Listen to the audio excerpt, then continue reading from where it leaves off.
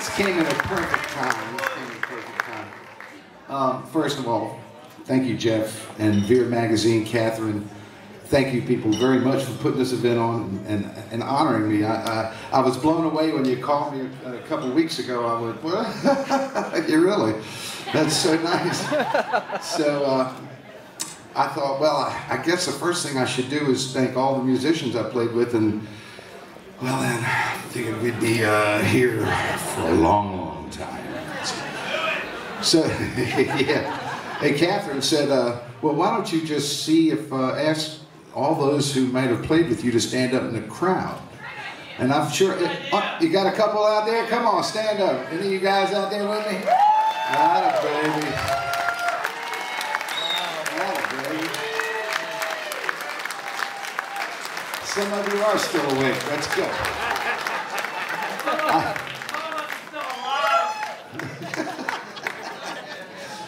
So anyway, we'll start back in 1963 real quick, if we don't mind. Yeah, there was a couple of guys in the neighborhood and myself, and well, we had been a street gang for a while, and we were kind of bored with that. The name of the gang was the Jets. We'd seen West Side Story 17 times. So we packed in the switchblades, and we got guitars and drums and basses and things, and we called ourselves the Naturals, and that lasted for about an hour and a half because we realized, well, we couldn't play. So we had to recruit some guys, and we had to do it in the neighborhood because, you know, we didn't have no wheels. So we found some guys, and that soon turned into a little group called the Hang Five Man. Thank you. And the Hang Five Man, little guitar band, turned into a full-blown soul horn band, B3, 3 horns. And next thing you know, at 15 years old, I was traveling down to North Carolina, down to the casino, playing 7 nights a week in the summer, and I thought I died and going to heaven. And burn out quick. But from that, a few years later, I joined a bunch of guys. I was getting the itch about the mid-70s after my teen years, and some guys said, why don't you come sing with us a bit? I said, man, I ain't sung in years. I don't know. Come on. So we came to rehearsal, and that band called Scarred for Life was formed. Woo! And I just realized, man, it ain't been that long, but I've been missing something here, and deep in my soul. As you know, as musicians, once it's in you, you can't let it go. It'll lay dormant for a while, but you can't let it go. Yes, sir. You gotta live for that moment. So, Scarred for Life turned right into Tango Storm in a year or two. And we started writing some music. Tango Storm, I went to a little rockabilly group called the Jail Tones, and God knows what that morphed into, but there's a lot of it out there. Jail Tones will be putting out a CD in about 2 or 3 weeks, hopefully. So I hope you guys, it's original music we never did before. We'll keep you posted on that. After about 13 years of the Jail Tones, Big Fun was formed. And after a short 16 years with about 3,000 musicians in and out, Big Fun turned into, well, we had to take a break. But as we were taking a break, I was thinking, what's next? And as soon as we got done, just happened to run across a drummer who said, yeah, I can fill a couple of gigs for your Big Fun thing at the end.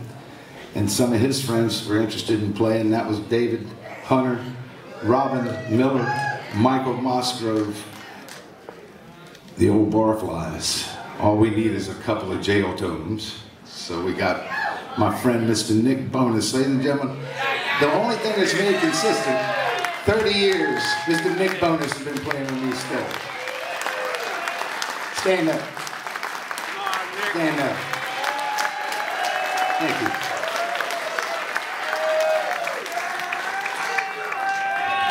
So the Rockin' 60s Soul Review of the Bartones was formed, and it was full circle. I came right back to the Hang Five. That's exactly where the music started. So the way I look at it is I'm starting all over again, folks. My punk years are coming up in about 10.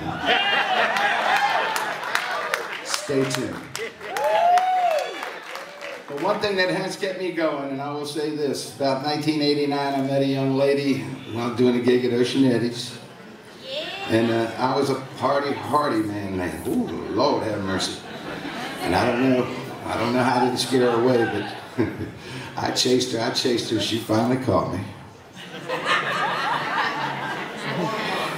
And in May, we'll be married 20 years. My wife, Ruth. Thank you, Ruth Gray.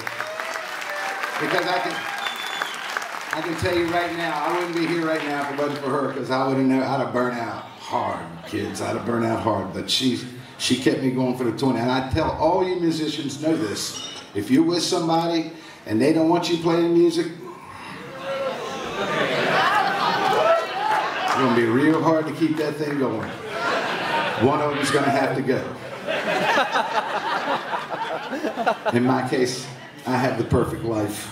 I'm the happiest man in the world and the luckiest man in the world. Thank you, guys.